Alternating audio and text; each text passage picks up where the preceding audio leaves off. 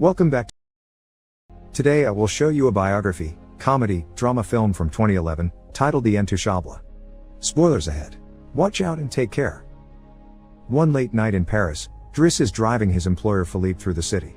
When waiting in traffic gets too boring, Driss breaks the speed limit and begins driving quite fast, dodging other cars and not caring about traffic signs.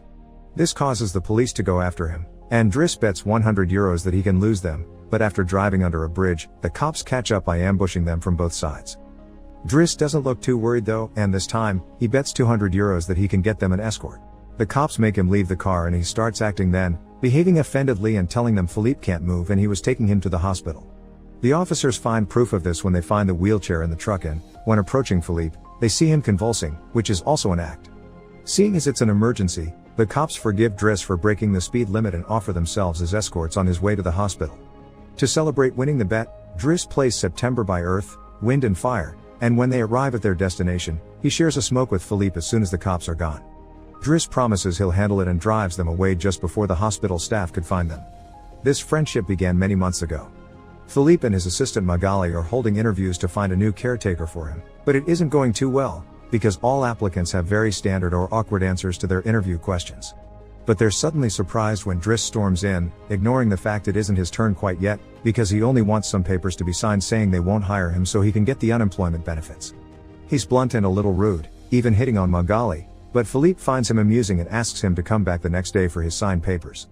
Driss goes back to his home in a humble neighborhood and tries to take a bath while all his little siblings bother him, only managing to get it done in time thanks to his sister Mina, who is a bit older than the others and more responsible. While waiting for their mom to arrive, he looks through the window and notices his brother Adama getting out of a suspicious car. When the boy enters the apartment, he just says he was at school and leaves again after grabbing his bag, causing Driss to be even more sure that he's up to something. In the evening, his mom arrives, and he gives him a Fabergé egg he stole and tells her he's been away on vacation when she asks. She isn't happy to see him though, because he disappeared for 6 months and never called, and now he's shown up out of nowhere as if her home was a hotel.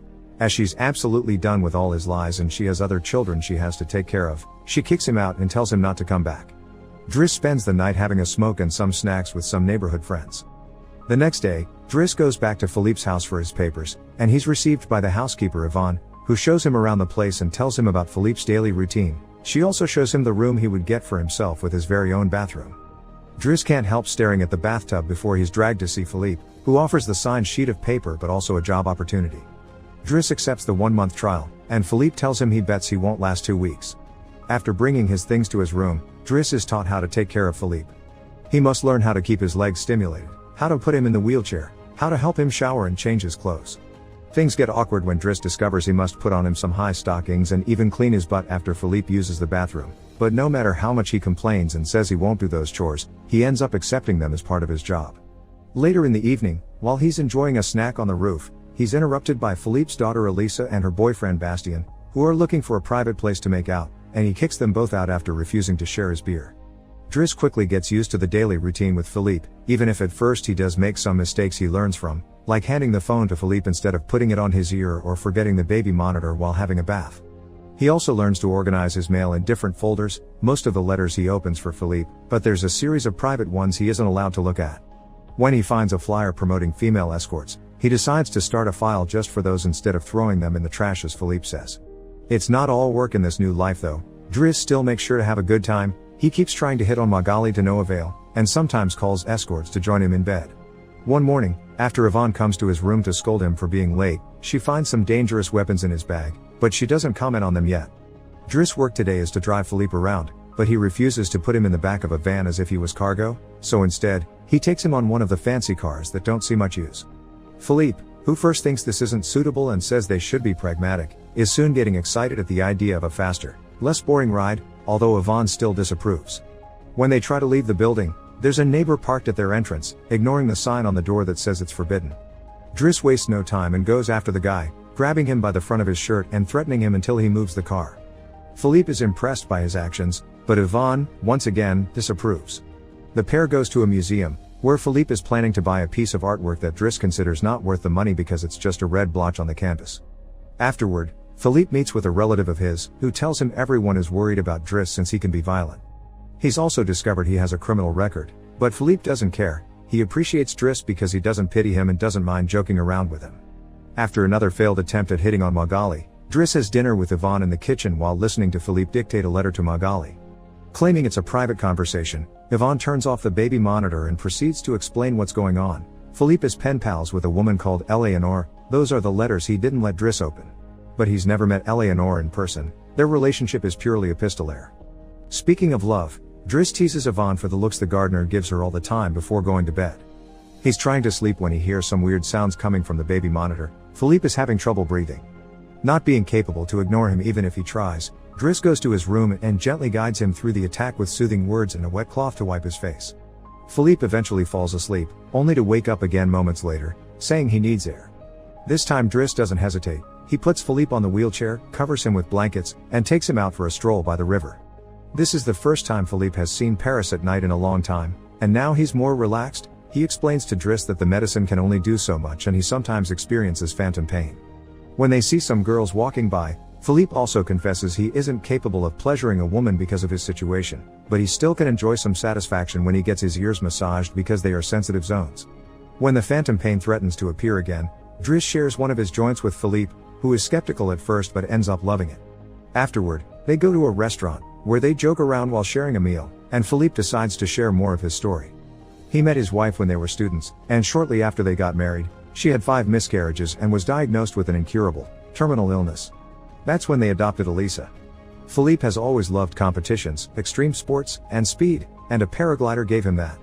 It was during a paragliding session that bad weather caused him to crash and break his vertebrae, although he still thinks his real handicap isn't the chair but living without his wife. After joking around some more, Philippe remembers the date and realizes Driss has passed his 1-month trial, so he's now officially hired. But he needs to start by bringing back the Fabergé egg he stole because it was a gift from his wife. She would give him one every year, and he has exactly 25, matching their time together. The next day, Driss goes to talk to Mina when she's leaving school, who is a bit offended because he hasn't been answering her messages except to ask her to look for the egg. She also tells him about some cops that have been calling their home. Afterward, he visits Adama, who confesses he was found with 30 grams on him. Driss wants to take him to lunch, but Adama refuses and instead gets in the same suspicious car from before. Later on, Driss is allowed to be present while Philippe dictates his letter for Eleanor to Magalie.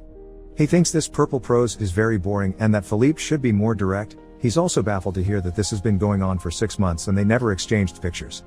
When he finds her phone number on one of the letters, he takes it as a sign and calls her, obliging Philippe to take the phone and finally speak to her outside the written word. Their conversation goes so well, Philippe is now on the phone with her all the time, even right before he and Driss attend the opera, during which Driss laughs and makes fun of the costumes. The next day, Driss convinces Philippe to accept to exchange pictures with Eleanor and chooses one of him in the wheelchair. Afterward, while he's painting, Elisa bursts into his room to ask him for cigarettes and makes fun of him for trying to be artistic. Getting angry, he kicks her out before going to see Philippe, who is currently asking Yvonne to change the chosen picture for one of him when he wasn't quadriplegic. She hides the picture inside the escort file right before Driss burst in, complaining about Elisa and telling Philippe he needs to discipline her, something Yvonne agrees with. Philippe agrees to talk to her, but he's mostly surprised when Driss lets it slip that he's been painting. Days continue to pass, and the friendship between Philippe and Driss continues to grow. Driss takes him to play in the snow and brings him with him when he goes out for a run. Philippe gets him his first suit and scolds his daughter while Driss listens to him through the baby monitor. When Driss finishes his first painting, he shows it to Magalie, who slaps him when he tries to kiss her. Philippe, however, likes the painting and promises he'll try to sell it. The two of them have a great time with each other, enjoying things like getting a faster car, sharing joints, and even hiring escorts together. When Philippe's birthday comes, he isn't very excited about it. Every year, he pretends to be surprised that they're throwing a party and has to meet with all these relatives that only come to see him on the date to check he's still alive. Philippe says it'll all be rather boring. While he and the guests enjoy some live classical music, Driss searches for Elisa, who is crying in her room after having taken some of Yvonne's pills, which won't kill her as she expected. The reason why she's sad is that Bastien broke up with her and called her a tart, so she asks Driss to talk to the boy, which he accepts to do for a price. Meanwhile, Philippe is showing Driss painting to his relative and manages to convince him to buy it for 11,000 euros. Driss goes back to the dining room and chats with Yvonne, who tells him Magalie is in a relationship with someone named Fred, but things are rather rocky at the moment, giving Driss hope. As the party begins to die down, Philippe makes Driss listen to some of the most important songs in classical music history, but he could only joke in response. After the band is done, he brings his iPod and plays Boogie Wonderland by Earth, wind and fire before he starts dancing right in the middle of the floor. He's an incredible dancer and he even convinces the rest of the party to join him and dance with him, which Philippe enjoys watching. Later, when putting Philippe to bed, Driss opens Eleanor's latest letter to him. She sent her picture, showing she's rather pretty, and is telling him they should meet next week when she visits Paris. When the day of the date comes, Yvonne and Driss put Philippe through dozens of outfits until they find the perfect one. And since it's Yvonne the one that will take Philippe to the date, Driss uses his day off to visit Bastien and threatens him until the boy accepts to apologize to Eliza and to bring her croissants every day. He also asks him to fix his hair. Afterward, he visits his mother at work, but only to watch her from afar. At the restaurant, Yvonne and Philippe are waiting for Eleanor, who is very late. After waiting for an hour, Philippe gives up, calls Driss to ask him to take him away, and then leaves the restaurant without noticing Eleanor is arriving at the same time. That same night, Philippe takes Driss with him in his private plane and gives him the money he got for selling the picture, making him immeasurably happy. They make it to the countryside the next morning, and Philippe decides to go paragliding, dragging Driss with him as well. Driss doesn't want anything to do with it, but after initially freaking out, he ends up enjoying the experience. When they return home, Adama is there waiting for Driss and gets scolded when he sees the scars on his face. Adama will still not tell Driss what's happening in his life though, so Driss makes him wait in his room while he calls Mina to tell her not to worry and goes to put Philippe to bed. Philippe, however, isn't sleepy yet. After making Driss look at a painting with him, he asks him about his family, which Driss at first doesn't want to talk about but eventually gives in. It turns out Adama technically isn't his brother and his parents aren't actually his parents, they're his aunt and uncle. They fetched him from Senegal when he was 8 because they couldn't have kids, and his real name is Bakari Bassari, but because other kids had that name, they called him Idris, and that became Driss. One day, his aunt miraculously was able to conceive, and after his uncle died, there were other men and more kids as well. In the same way Driss had talked to him about Elisa, Philippe points out that Adama needs discipline, so he fires Driss so he can be there with his family because he can't spend his whole life taking care of an old man. The next morning, after Bastien has brought his daily croissant while wearing a better hairdo, Driss packs his bags and gets ready to go. Magalie comes to say her goodbyes, and when Driss tries to hit on her one last time, Magalie introduces him to his significant other Fred, which is short for Frédéric. Turns out Magalie isn't interested in men, and Driss gives up on the spot. On his way out of the house, he gives the baby monitor back to Yvonne and teases her for having lied to him about Magalie just to mess with him. In return, she gives him the escort file he had started, and he's disappointed to find the picture he had chosen is hidden there. Driss throws away the file, but he keeps the photo for himself. Once outside, he finds a car once again blocking the entrance, so he asks him to move away even if he doesn't work there anymore. When Adama calls him out for it, Driss says it's a matter of principle. A few hours later, the two brothers go pick up their mother at the station while back at the house. Philippe is having his first dinner together with his new caretaker, who is stuffy and boring, and Philippe decides to leave him without even having a bite.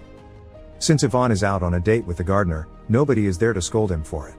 As days pass, Driss goes back to his old life. He hangs out with his old friends again and tells the guys from the suspicious car not to bother Adama anymore.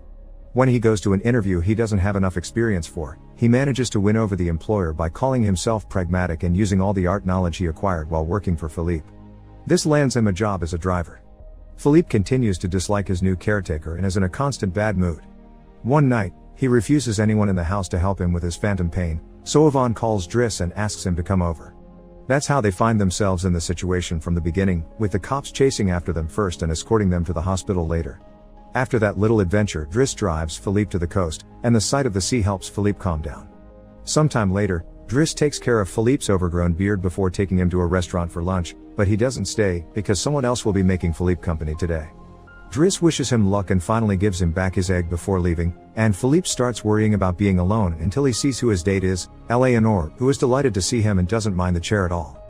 The real Count Philippe Pozzo di Borgo now lives in Morocco. He has remarried and has 2 daughters. The real Driss, actually called Abdel Yasmin Selou, has his own firm and is also married with 3 children. The 2 men continue to be very close friends to this day. Make sure to subscribe and turn on notifications so you can watch more videos like this. Thanks for watching.